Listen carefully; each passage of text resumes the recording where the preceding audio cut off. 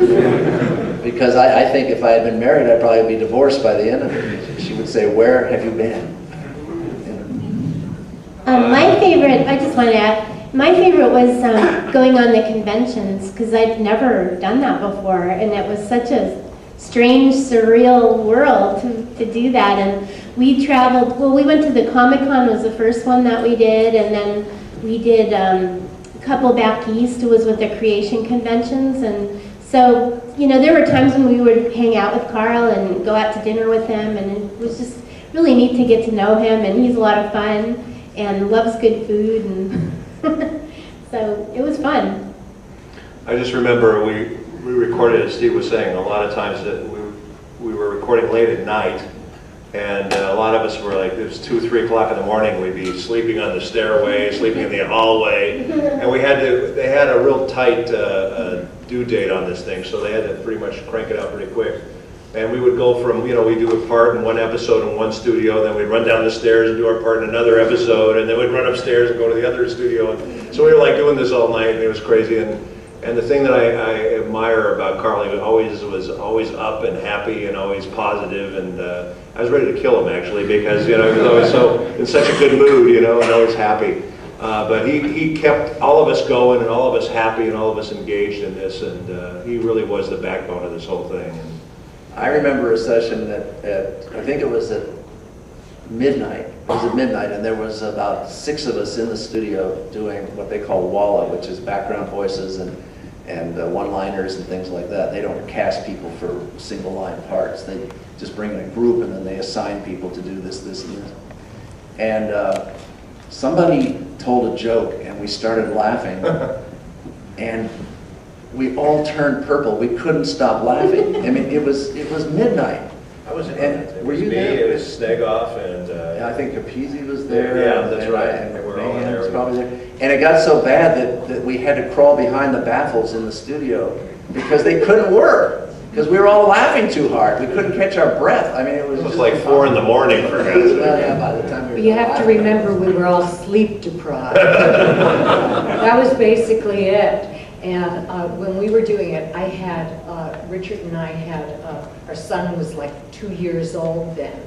And sometimes I'd bring him, and he would run up and down the stairs. He had crazy hours. He was born out of a trunk. And so while Richard was in, I would take care, and then if I was in, Richard would take care. And Carl was always very accepting of it, and he enjoyed our son, which was very tolerant and very compassionate. And he always had great, as Richard was saying, and everybody has said, great enthusiasm, great energy. Carl had a sparkle. He was just sparkling. In the back with it. In the back, yeah, yes, you know. For Carl, what was your favorite moment with him? She can't talk about that here.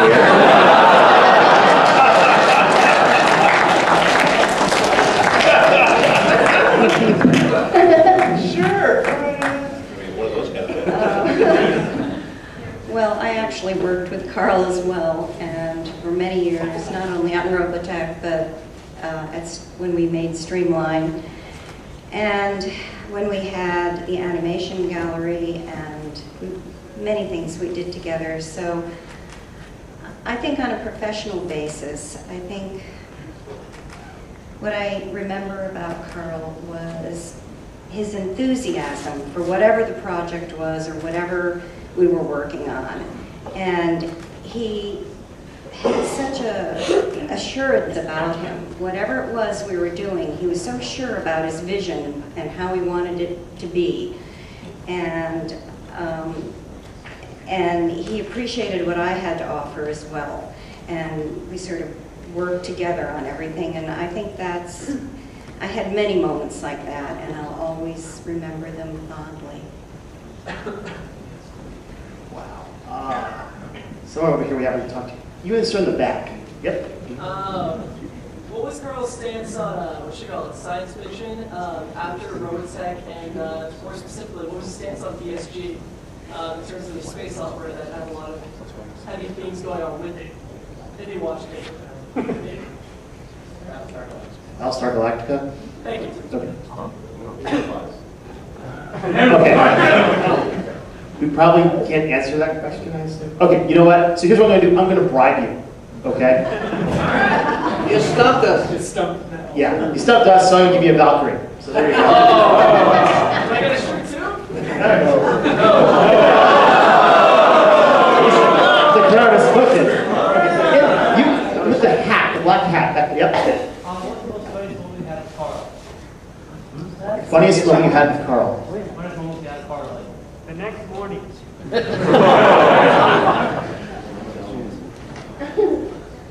That's hard, you know.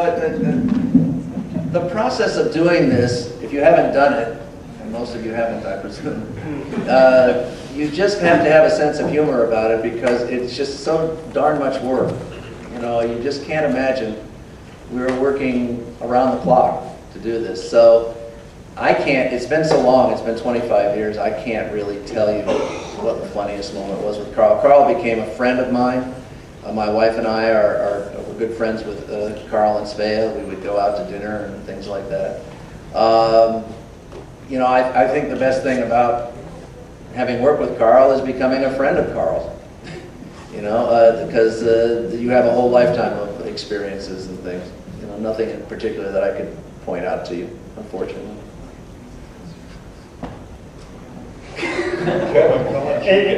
In the red. Okay.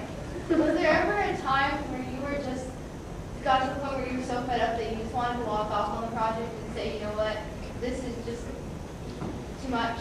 No, we needed the money.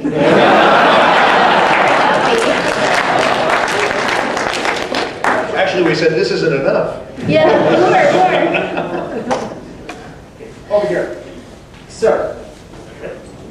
First of all, I grew up with the original series, so thank you for what you gave to me. People like Carl always have incredible vision to be able to take something that is out of the norm, out of the streamline, and bring it to the masses. Can you touch a little bit on what was Carl's vision for anime in America? What drove him kind of with? I don't think I can answer, you know, I mean, Svea might have a better idea of that than me, but I know that one of the things we talked about when we were doing this is Carl agreed with me that if you're going to take this material that's produced in Japan and you're going to present it to an American audience, then make it an English production. Don't take the Japanese translation and somehow mangle it into their mouths and make them say what they were saying in Japanese. The sense of what we're doing is going to be the same. We're not changing the basic storyline for the most part, because it's there, it's animated. You know, you're going to see it play out. But since Robotech, over the years, I've found that certain studios, certain production companies, have been very militant about wanting to make it Japanese product, but just put English words in their mouths. I can appreciate what they want to do. I don't think that works myself. I think that it cuts out an audience. I think that these things could be even bigger than they are, even more popular than they are, if you let the words be English and the concepts be English, and instead of trying to take this literal translation that you get to work with and trying to somehow massage it and make it fit in the plot and in the character's mouth. I've always felt that, but I didn't win. I think that the studios that survived the most were the ones that bowed to the Japanese producers, or even if it was an American producer working for the Japanese, and they said, just do the story the way we did it. You know, to do the dialogue the way we did it, and that's all we really want. I think that it can be much more than that. You know, I think it can be much more entertaining to an American audience, because you haven't seen these translations Yeah. that I've seen, and they are literal. And I mean, I saw a line one time that said, "How dare you kill me in such an impertinent manner?"